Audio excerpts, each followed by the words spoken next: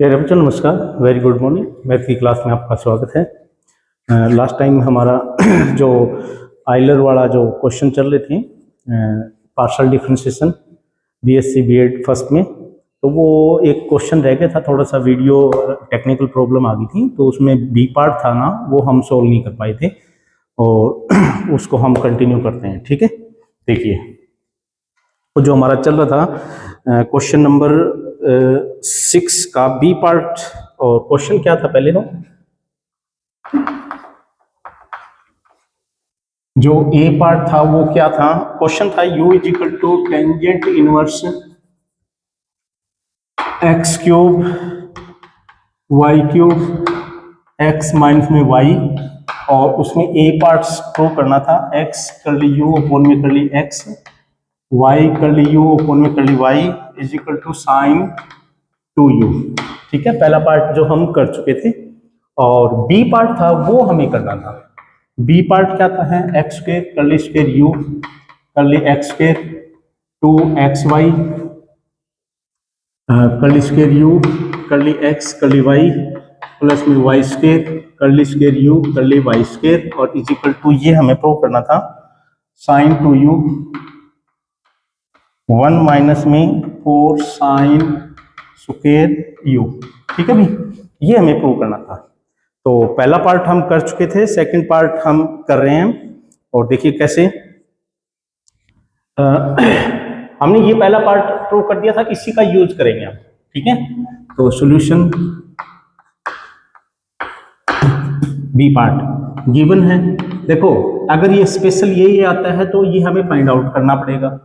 और अगर ये दोनों ही आते हैं फिर तो ये फाइंड आउट हो चुका होगा और उसका यूज हम इसमें कर लेंगे। ठीक है, ये देखें, तो अब तो गिवन x कर ली u अपोन में कर ली x प्लस में y कर ली u अपोन में कर ली y is equal to sine two u. ठीक है भाई, इसका x के सापेक्ष में करो और y के सापेक्ष में करो, x से मल्टीप्लाई करो और y से मल्टीप्लाई करो, दोनों को फिर उसको ऐड कर दो और ये हमारे पास ये पोर्शन मिल जाएगा। ठीक है, अब वेरी इंपॉर्टेंट है, ये काफी बार आया हुआ है क्वेश्चन। तो differentiate 1 with respect to x, x के रिस्पेक्ट में। तो x as it is u करेंगे कर ली स्क्वायर यू कर ली एक्स स्क्वायर प्लस में ये कर ली यू अपोन में कर ली x एज इट इज, और x का 1 हो जाएगा x के सापेक्ष में। y कांस्टेंट है, कर ली स्क्वायर यू कर ली x कर ली y। ठीक है, और साइन का क्या हो जाएगा cos 2u इंटू में 2 और कर u का फिर कर ली u अपोन में कर ली x के रिस्पेक्ट में करेंगे। ठीक, ध्यान रखना। इसको थोड़ा सा इधर लेके चले जाएंगे, तो x कर ली स्क्वायर u कर ली एक्स स्क्वायर प्लस में y और कर ली स्क्वायर u कर ली x कर ली y। ठीक है, इजिकल टू ये इधर ले जाएंगे और ये कॉमन निकाल देंगे, तो क्या हो जाएगा 2 cos 2u माइनस में 1 बच जाएगा। ठीक है, 2 cos 2u माइनस में 1 और कर ली u अपोन में कर ली x को। उसके बाद में हमें पता है एक्स स्क्वायर चाहिएगा, ये तो पोर्शन मिल गया, एक्स स्क्वायर चाहिए तो x से मल्टीप्लाई कर दो, मल्टीप्लाइंग बाई x ऑफ 2, दो को मल्टीप्लाई करने पर एक्स स्क्वायर कर ली स्क्वायर यू कर ली एक्स स्क्वायर एक्स वाई कर ली स्क्वायर यू कर ली एक्स कर ली वाई, एक्स से यहाँ पर मल्टीप्लाई कर दोगे 2 cos 2u माइनस में 1 और x कर ली u अपोन में कर ली x। ठीक है, ये नंबर 3 हो गया। तो जिस प्रकार से x के रिस्पेक्ट में किया है और x से मल्टीप्लाई किया है, उसी प्रकार आप y के रिस्पेक्ट में करोगे इसका 1 का, तो y से मल्टीप्लाई करोगे। इसी प्रकार 1 को y के सापेक्ष तथा y से गुणा बाद में करेंगे करने पर। तो ये फंक्शन सममित जैसा ही है, जैसा x है वैसे x के रिस्पेक्ट में, जैसे y है तो y के रिस्पेक्ट में साइन टू यू, यू तो दोनों एक्स और वाई के लिए हैं, ठीक है, तो ये सभी लिए कॉमन है। तो जैसे एक्स के रिस्पेक्ट में किया और एक्स से मल्टीप्लाई किया, वैसे ही वाई के रिस्पेक्ट में करेंगे तो जहां पर एक्स दिखाई देगा वहां पर वाई आ जाएगा, ठीक है। देखिएगा यहाँ पर एक्स स्क्वायर है तो वाई स्क्वायर हो जाएगा, curly square u, curly y square, x की जगह वाई, वाई की जगह एक्स, ठीक है, मल्टीप्लाई भी कर दिए साथ के साथ में, एक्स की जगह वाई, वाई की जगह, तो एक्स वाई यानी ये तो इंटरचेंज होंगे, तो यानी यही लिखा जाएगा x y, curly square u, यहाँ पर वाई आ जाएगा, यहाँ पर एक्स है, कोई फर्क नहीं पड़ता, यू फंक्शन, ये जो फंक्शन है कंटिन्यू फंक्शन है साइन, और कंटिन्यू फंक्शन होगा तो उसके अंदर क्रमविनय होता है, कौन, जो पार्शियल डेरिवेटिव होता है वो क्रमविनय होता है, ठीक है, तो curly x curly why he लिख सकते हैं अपन, ठीक है, इज इक्वल टू, ये तो उसके लिए भी एक्स के रिस्पेक्ट में करते हैं तो ये आता है, तो वाई के रिस्पेक्ट में करेंगे तो यही आएगा, ठीक है, तो 2 cos 2u माइनस में 1, यहाँ पर चेंज हो जाए, यहाँ पर y है तो यहाँ पर y, तो y कर ली u अपॉन में कर ली y, ठीक है, ये नंबर 4 होगा। अब इन दोनों को ऐड करने पर, एडिंग 3 and 4, एडिंग 3 and 4, 3 और 4 को ऐड करने पर लेफ्ट लेफ्ट में ऐड कर देंगे, राइट राइट में ऐड कर देंगे, लेफ्ट में ऐड करेंगे तो ये आ जाएगा और ये आ जाएगा, ये 2 बन जाएंगे, ठीक है, बीच में लिख देंगे, तो क्या बन जाएगा x square curly square u curly x square plus में 2xy curly square u curly x curly y, y square curly square u curly y square, right side में क्या बनेगा, ये तो कॉमन है क्योंकि ये अलग है, ये कॉमन है, कॉमन निकाल दो और इनको ऐड कर दो, तो 2 cos 2u माइनस में 1 और वो क्या आ जाएगा x कर ली u अपॉन में कर ली x प्लस में y कर ली u अपॉन में कर ली y, ठीक है। अब हमें राइट साइड के अंदर ये जो क्वेश्चन है ना, ये अगेन दोबारा आ गया क्वेश्चन, यानी sin 2u, तो sin 2u पुट कर देंगे, तो 2 cos 2u माइनस में 1 और sin 2u, और वैसे आंसर में sin 2u भी चाहिए है ना, अब ये चीज साइन में कन्वर्ट करना है, ठीक है, तो देख लेते हैं, इक्वल टू 2, ये cos 2u क्या होता है, ये थोड़ा सा ध्यान से देखेंगे, तो 1 माइनस में 2 साइन स्क्वायर, 1 माइनस में 2 साइन स्क्वायर u, ठीक है, माइनस में 1 साइन 2u, अब ये 2 हो गया, 2 में से एक गया 1 तो 1 हो गया, और 2 को 2 से मल्टीप्लाई करेंगे तो 4, माइनस का 4 साइन स्क्वायर यू और साइन 2u, और यही हमें प्रूव करना था अभी, ठीक है, यही हमें प्रूव करना था, तो ये हो गया हमारा क्वेश्चन, क्योंकि लास्ट टाइम में ये क्या है कि थोड़ा सा टेक्निकल इशू आ गया था तो उसकी वजह से हम नहीं कर पाए, पता नहीं लगा हमें, ठीक है, 1 मिनट देखते हैं, चलिए आगे क्वेश्चन नंबर 7 है, भी वेरी वेरी इंपॉर्टेंट है, जो ये आइलर का जो क्वेश्चन हम कर रहे हैं वेरी इंपॉर्टेंट है, और इससे क्वेश्चन जरूर आता है, कई बार आइलर प्रमेय ही प्रूव करनी आ जाती है, आइलर प्रमेय की स्टेटमेंट आ जाती है डेफिनेशन 2 नंबर के रूप में, और अगर ये नहीं आते हैं तो इनके क्वेश्चन जरूर मिलेंगे, ठीक है, आइलर से जरूर आपको क्वेश्चन एग्जाम में मिलने वाला है, या तो इसकी डेफिनेशन यानी स्टेटमेंट आ सकती है, या फिर इस स्टेटमेंट को भी प्रूव करना आ सकता है, या फिर इनके क्वेश्चन आ सकते हैं, ठीक है, देखते हैं आगे क्वेश्चन क्या दे रखे हैं, ये भी अच्छा क्वेश्चन है, क्वेश्चन है u is equal to x और 5y अपॉन में x प्लस में साई y अपॉन में x, एक क्वेश्चन दिया हुआ है u, ठीक है, और सिद्ध करना है to prove x square curly square u curly x square 2xy curly square u curly x और कर्ली y प्लस में y square curly square u curly y square, और ये प्रूव करना है हमें 0 के बराबर, ठीक है, देखते हैं इसको 0 के बराबर प्रूव करेंगे, ठीक है, तो मैंने बताया था कि अगर ये फंक्शन होमो, देखो इसके अंदर आधा पोर्शन तो आइलर का ही है, ठीक है। आइलर को हमें पता है कि दो बार डेरिवेटिव करेंगे एक्स और वाई के रिस्पेक्ट में और उनको ऐड करेंगे तो यही मिलने वाला है, तो यानी आइलर की जरूरत मिल गई। तो आइलर तो तभी यूज कर सकते हैं अगर ये फंक्शन हमारे पास क्या होगा, होमोजेनियस समघात फलन होगा। तो क्वेश्चन को उठाते हैं और देखते हैं कि ये होमोजेनियस है कि या नहीं है। u is equal to x five y upon में एक्स और साई और वाई अपॉन में एक्स। वैसे तो दिख तो रहा है बट ये दो पोर्शन के अंदर है भी, ठीक है। तो इस पोर्शन को, ये क्वेश्चन एक बार पहले भी आया था इस जैसा, ऐसा मतलब, तो अपन ये दो पार्टों के अंदर इसको ले लेते हैं, ठीक है। क्योंकि हमें पता है एक कॉमन नहीं निकल सकता x,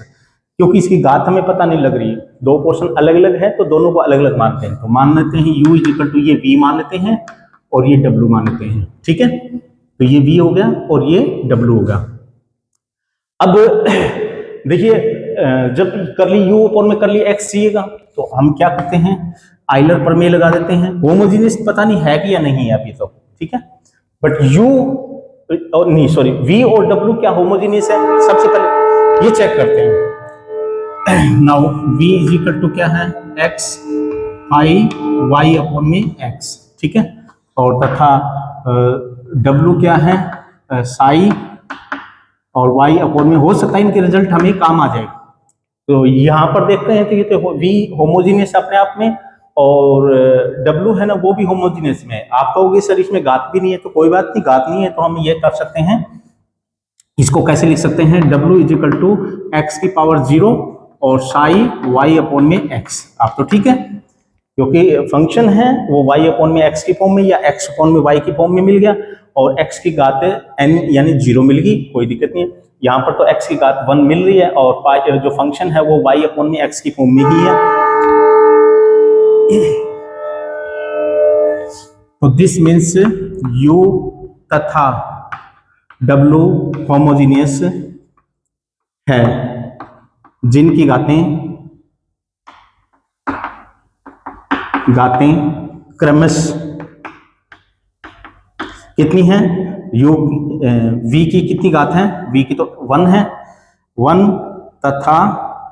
और w की घात कितनी है, 0, ठीक है, कोई बात नहीं। तो अगर ये है तो इसको हम क्या लिख सकते हैं, अतः x इसका आइलर बना दो, करली v अपॉन में करली x और y करली v अपॉन में curly y is equal to n और v। n कितना है v फंक्शन के लिए 1, 1 इंटू में v, तो यानी v रहेगा, ठीक है। इसी प्रकार w के लिए भी लिख लेते हैं, तो ये क्या बन जाएगा, x करली w अपॉन में करली x प्लस में y करली w अपॉन में curly y is equal to w into में और n तो इसका 0 है तो 0 इंटू में w यानी 0 ही रहेगा, ठीक है भी 0। अब एक काम करते हैं, मुझे तो u चाहिए, u क्या है, v प्लस में w, तो वो कैसे प्राप्त होगा इसमें, तो एक काम करते हैं दोनों को ऐड करते हैं, ठीक है। Adding 1 and 2, adding 1 and 2। देखो ये क्वेश्चन थोड़ा सा प्रैक्टिस करने से आता है, मतलब क्योंकि पता नहीं लगता कि ये पोर्शन पहले निकाल रहे हैं हमें, ठीक है, तो ये बाद में पता चलता है कि इनकी जरूरत पड़ेगी हमें, ठीक है। तो देखो लेफ्ट वाले ऐड कर दो और राइट में ऐड कर दो। लेफ्ट में ऐड करोगे तो x वाले इकट्ठे कर देंगे, ठीक है, और y वाले इकट्ठे कर देंगे, तो x कॉमन आ जाएगा, करली v अपॉन में करली x और प्लस में x कॉमन निकाल लें और करली w अपॉन में करली x प्लस में y और करली v अपॉन में x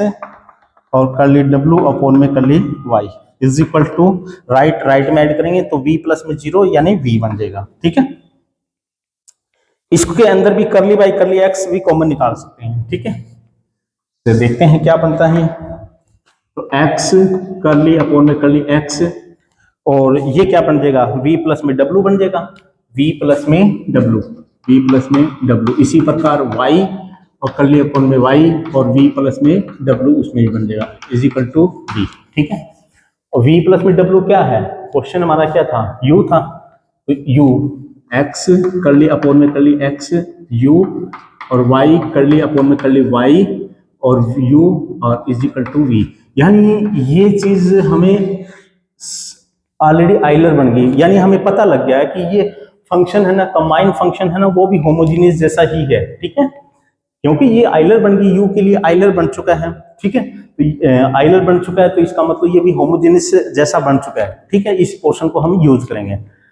क्योंकि हमें पता है ये चाहिए था u का 2 बार, तो हमें पता है ये किससे प्राप्त होता था, पीछे क्वेश्चन करके आए थे हमें आइलर से ही करके आए थे, यानी इस पोर्शन का 2 बार डेरिवेटिव करते थे x और y के रिस्पेक्ट में, वो तो मिल गया हमें, अब इसका डेरिवेटिव हम कर देंगे, ठीक। पहले हम नहीं कर सकते थे, डायरेक्ट नहीं कर सकते थे, u हमें पता नहीं था कि होमोजीनियस है कि नहीं है, बट उनके अलग अलग पोर्शन देखे, होमोजीनियस पाए गए, उनको कंबाइन किया और ये अपने आप ऑटोमेटिकली आ चुका है, ठीक है। तो डिफरेंशिएट, ये नंबर कितना हो गया, 1 2 और ये 3, differentiate 3 with respect to x, x के रिस्पेक्ट में कर देंगे, ठीक है, तो x के रिस्पेक्ट में करेंगे तो x एज इट इज कर ली स्क्वायर u कर ली x स्क्वायर प्लस में कर ली u अपोन में कर ली x as it is, x का 1 कर ली u अपोन में कर ली x, y कांस्टेंट x के रिस्पेक्ट में करेंगे तो कर ली स्क्वायर u कर ली x कर ली y is equal to v का किसके रिस्पेक्ट में करेंगे हम, क्योंकि v x y का फलन है, और तो हम उसका x के सापेक्ष में करेंगे, कर ली v अपोन में कर ली x, ठीक है भी, अब इसको x से मल्टीप्लाई कर देंगे, ठीक है, ये पोर्शन चाहिए हमें, तो x से मल्टीप्लाई करेंगे तो x स्क्वायर और कर ली स्क्वायर u कर ली x स्क्वायर प्लस में x कर ली u अपोन में कर ली x प्लस में x y कर ली स्क्वायर u कर ली x कर ली y is equal to x कर ली v अपोन में कर ली x, ठीक है। अब इसको यहाँ इन पर छोड़ दो इसको, हाँ इतना कर सकते हैं, इसको थोड़ा सा इधर ले जा सकते हैं और कुछ नहीं है, x स्क्वायर कर ली स्क्वायर u कर ली x स्क्वायर प्लस में x y कर ली स्क्वायर u कर ली x कर ली y is equal to x common आ जाएगा और कर ली v अपोन में कर ली x माइनस में कर ली u अपोन में कर ली x, ठीक है। अब इसको स्टॉप कर देंगे। अब हम इसको एक काम करते हैं, इसी को y के रिस्पेक्ट में कर देते हैं, इसको तो x से मल्टीप्लाई और y से कर दिया, अब y के रिस्पेक्ट में और कर देते हैं, तो with respect to y of किसको 3, तो y के रिस्पेक्ट में करेंगे तो x कांस्टेंट हो जाएगा, कर ली स्क्वायर u कर ली x कर ली y हो जाएगा प्लस में u इंटू वी फॉर्म हो जाएगा, y एज इट इज कर ली स्क्वायर u कर ली y स्क्वायर प्लस में कर ली u अपोन में कर ली y और y का 1 हो जाएगा इज इक्वल टू कर ली v अपोन में कर ली y, x से y से मल्टीप्लाई कर दोगे, y से मल्टीप्लाई यही कर देता हूं भाई मैं, y से मल्टीप्लाई y स्क्वायर y से मल्टीप्लाई और ये y, ठीक है, एक लाइन हमें बचा ली, ठीक है। अब वही काम करो, इसको आगे लिख दो, y स्क्वायर कर ली स्क्वायर u कर ली y स्क्वायर और प्लस में ये y x या x y और कर ली स्क्वायर u कर ली x कर ली y, बाकी को इस पोर्शन को आप उधर लेके चले जाओगे तो y कॉमन आ जाएगा, तो y और कर ली v अपोन में कर ली y माइनस में कर ली u अपोन में कर ली y, ठीक है। वैसे समगाथा आप इसमें भी कर सकते थे, जहां पर x लिख रखा है वहां पर y कर देते, बस ऐसे भी कर सकते थे, कोई दिक्कत नहीं है, ठीक है। अब ये 2 इक्वेशन बन चुकी है, ये नंबर 4 होगी और ये नंबर 5 होगी, 4 और 5 को लेफ्ट ऐड करोगे तो यही मिलेगा आपको, करके देख लो, चाहिए बहुत बात कर चुके हैं हम इस क्वेश्चन को, ठीक है, देखते हैं।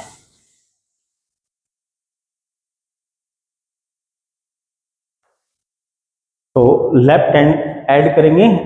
इन दोनों को लेफ्ट हैंड ऐड करेंगे तो यही मिलेगा, ठीक है। तो आता है एडिंग 4 and 5 वी गेट, क्या हो जाएगा फिर, एक्स स्क्वायर कर ली स्क्वायर u कर ली x स्क्वायर प्लस में 2xy कर ली स्क्वायर u कर ली y स्क्वायर कर ली x और y कर ली x कर ली y प्लस में और y square curly square u curly y square. Right side क्या बनने वाली है ये और देख लेते हैं, ठीक है। तो एक काम कर लेते हैं, इसमें से v वाला पोर्शन इकट्ठा कर लेते हैं और ये वाला इकट्ठा कर लेते हैं। वैसे मैं तो मल्टीप्लाई कॉमन निकाल दिया था, कोई बात नहीं। देखो पहला पोर्शन और पहला पोर्शन इकट्ठा लिख लेते हैं, तो x कर्ली v अपोन में कर्ली x, ठीक है, क्योंकि v वाले इकट्ठे कर लेते हैं, और प्लस में y कर्ली v अपोन में कर्ली y, प्लस में क्या, ये दोनों माइनस के हैं तो माइनस कॉमन निकाल देते हैं, ठीक है। माइनस कॉमन निकाल दिया, और यहाँ पर x कर्ली u अपोन में curly x curly u upon में कर्ली x प्लस में y कर्ली u अपोन में कर्ली y, ठीक है भी। और ये पोर्शन तो हमें स्टार्टिंग से v का आइलर जो निकाला था वो हमारे पास क्या आया था, v आया था, ठीक है, v आया था माइनस में। और ये हमें पता है कि 3 में भी ये क्या है, u का आइलर क्या है, v बनता है, तो यानी ये भी v है, तो इसका मतलब ये क्या होगा 0, और यही हमें प्रूव करना था। वेरी इंपॉर्टेंट है ये, थोड़ा सा समझ नहीं आ पाता इसमें से, ठीक है भी। उसके बाद में जो पोर्शन आता है हमारे पास कंपोजिट फंक्शन आता है भी। कंपोजिट फंक्शन क्या होता है और देखते हैं इसमें क्या होगा। अब अगला जो पोर्शन जो हम स्टार्ट कर रहे हैं वो पोर्शन क्या है, कंपोजिट फंक्शन और टोटल डिफरेंशिएशन, और ठीक है, तो देखते हैं वो कैसे मतलब मिलेगा। तो 1 मिनट रुकिएगा।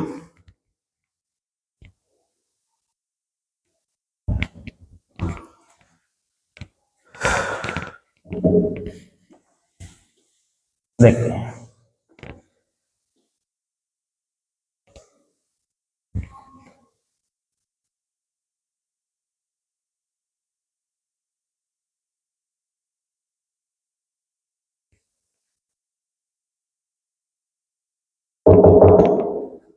आगे टॉपिक है कंपोजिट फंक्शन।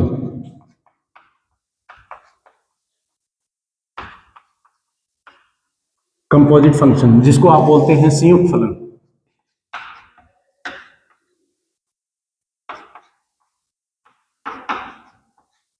संयुक्त फलन क्या होता है, वैसे आप ऑलरेडी पढ़ चुके हो, पार्शियल डेरिवेटिव के अंदर भी संयुक्त फलन की जरूरत पड़ेगी, ठीक है। तो क्या होता है, कोई फंक्शन, जैसे हमारे पास 1 मिनट एग्जांपल लेके चलते हैं और उसके बाद में उसकी डेफिनेशन क्रिएट करते हैं। y इक्वल टू कोई फंक्शन f(x) है, तो ये जो y फंक्शन है यानी f फंक्शन है वो किसका है, x का, ठीक है, x यानी ये y है, इसकी नोटेशन हमने बता दी है कि भी y है ना, f(x) फंक्शन है तो x पे डिपेंड है y, ठीक है। किंतु खुद x किसी और चर पे डिपेंड हो, यानी खुद x जहां x क्या है, किसी और चर का फलन हो, या जैसे फाई t, ठीक है। तो कहता है कि हमें y का t के रिस्पेक्ट में डेरिवेटिव करें, तो ऐसे फंक्शनों को हम क्या बोल देते हैं, संयुक्त फलन बोल देते हैं। तो इसका थोड़ा सा हम डायग्राम से ऐसे बनाते हैं, y फंक्शन है, किसका फंक्शन है, x का फंक्शन है, और x किसका है, t का फंक्शन है। तो हमें y का t के रिस्पेक्ट में डेरिवेटिव करते हैं, तो dy अपोन में dt निकालते हैं, तो वो कैसे निकलेगा, ठीक है ना, ये चीज हमें निकालना होता है, जिसको टोटल डेरिवेटिव हम बोल देते हैं। टोटल डिफरेंशिएशन हमें ज्ञात करना होता है, तो वो कैसे ज्ञात करेंगे वो देखिएगा। तो सबसे पहले डेफिनेशन है ये, तो कंपोजिट फंक्शन की, संयुक्त फलन की क्या होती है कि कोई फंक्शन किसी चर का है और वो खुद चर किसी और चर का फलन हो, तो ऐसे फलनों को हम क्या बोल देते हैं, संयुक्त फलन कहते हैं, ठीक है। हाँ, ये भी सिचुएशन हो सकती है, तो सिचुएशन ये हो सकती है y x का है, x t का है, एक ही चर का फलन है, ठीक है। y x का फलन है और x किसी दो चरों का फलन है, ये भी सिचुएशन मिलेगी आपको, ठीक है। तो देखते हैं क्या, y किसका है, x का फलन है, x का फलन है, और x किसका है, दो चरों का फलन है, t1 और t2 का, ये सिचुएशन भी मिल सकती है। आगे फिर क्या मिलेगा, कोई u फंक्शन है, वो कितने चरों का है, x और y का है, और x और y किसका है, एक ही चर का फलन है, ठीक है ना। x और y दोनों ही t के, x भी है ना वो t चर का फलन है और y भी है ना t चर का फलन है, ठीक है। और u का t के रिस्पेक्ट में करना है, y का t1 t2 के रिस्पेक्ट में करना है। ऐसी सिचुएशन मिलने वाली है अब हमारे पास क्वेश्चनों के अंदर, ठीक है। ऐसा भी ये मिलेगा, u क्या है, xy का फलन है और खुद x और y, x भी t1 और t2 के हैं, t1 और t2 चर का है और y भी t1 और t2 चर का है, तो उसको लिखने का ऐसे लिखेंगे t1 और t2, ठीक है। तो अब इनके डेरिवेटिव t के रिस्पेक्ट में करने हैं, y का t1 t2 के रिस्पेक्ट में करना है, u का t के रिस्पेक्ट में करना है, u का t1 और t2 के रिस्पेक्ट में करना है। तो ऐसी सिचुएशन और भी बनेंगे। u क्या है, x y और z का फलन है और x y z है ना, खुद x है ना t1 t2 t3 का है, y भी t1 t2 t3 का है और z भी है t1 t2 t3 का है, ठीक है। तो यानी t1 t2 और t3, ठीक है ना। तो ऐसी सिचुएशन हमें क्रिएट होने वाली है आगे जाके, ठीक है। तो इसका t के रिस्पेक्ट में करेंगे तो वो कैसे फाइंड आउट करेंगे, इसका t1 और t2 के रिस्पेक्ट में करेंगे तो कैसे फाइंड आउट करेंगे, इस u का t के रिस्पेक्ट में करेंगे तो कैसे करेंगे, ठीक है। तो यहां पर देखिएगा, यहां पर y फंक्शन x का था और x किसी एक चर का फलन है, ठीक। तो y का t के रिस्पेक्ट में डेरिवेटिव करेंगे, ठीक है। तो इन डेरिवेटिव को हम क्या बोलेंगे, टोटल डेरिवेटिव कहेंगे आगे जाके, जो हमारा सेकंड टॉपिक आने वाला है टोटल डेरिवेटिव। तो वो यही पोर्शन है, इनका जो कंपोजिट फंक्शन होते हैं उनका डेरिवेटिव निकालें लास्ट वाले चर के सापेक्ष में, तो उनको हम क्या बोल देते हैं, टोटल डिफरेंशिएशन। तो अतः कंपोजिट फंक्शन यानी संयुक्त फलन की परिभाषा क्या होगी है कि कोई फलन x किसी चर x का फलन है, कोई y फंक्शन है वो किसी x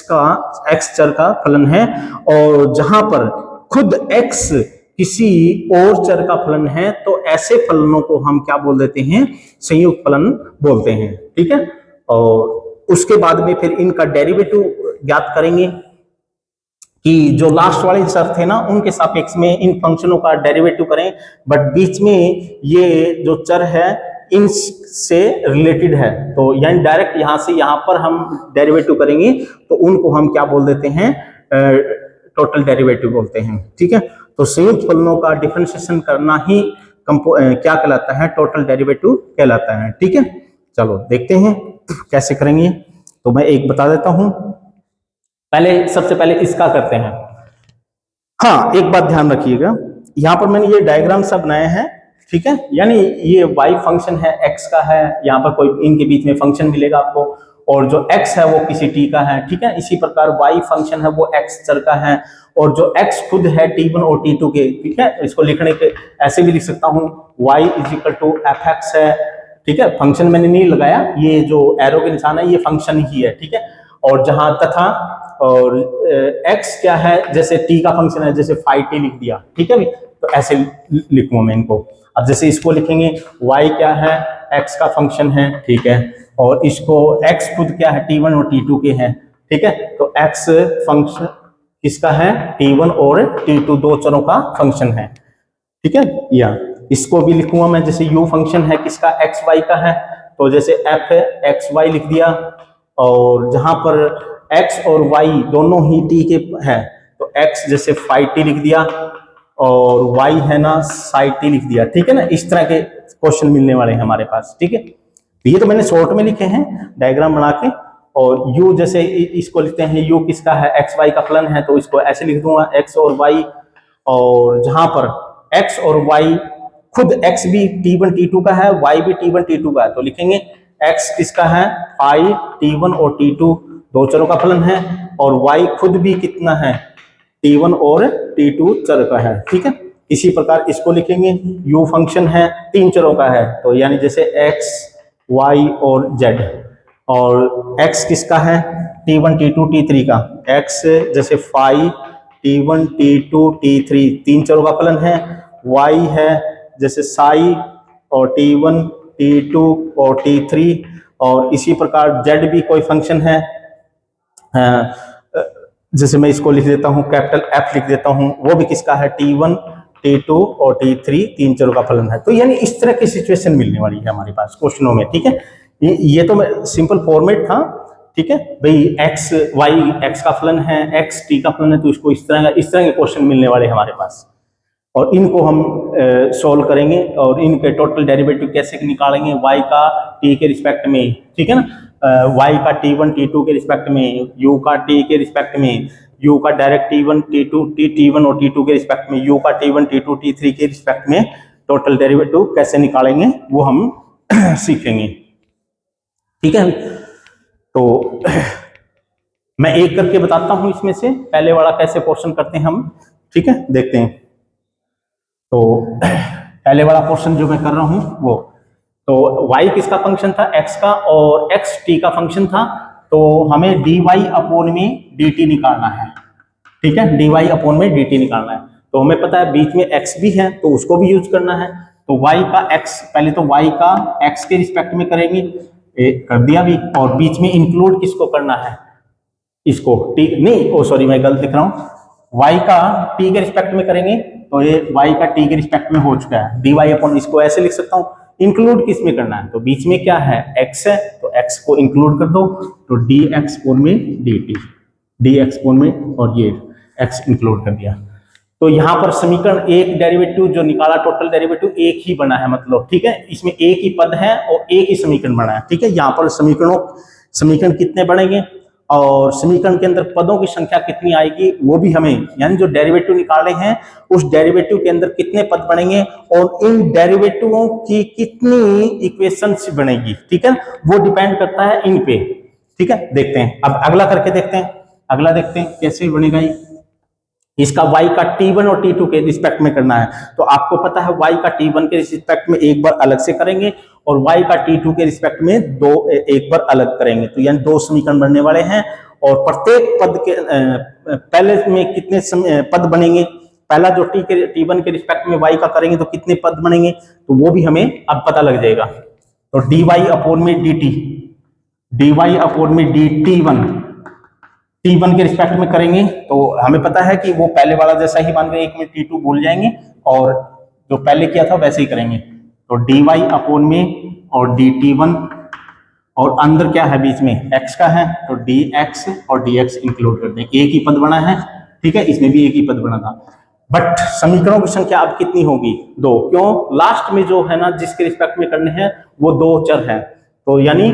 y का t2 के रिस्पेक्ट में भी करना है, तो dy अपॉन में dt2, तो dy अपॉन में dt2, और अंदर क्या है बीच में x, तो x dx अपॉन में dx, ठीक है।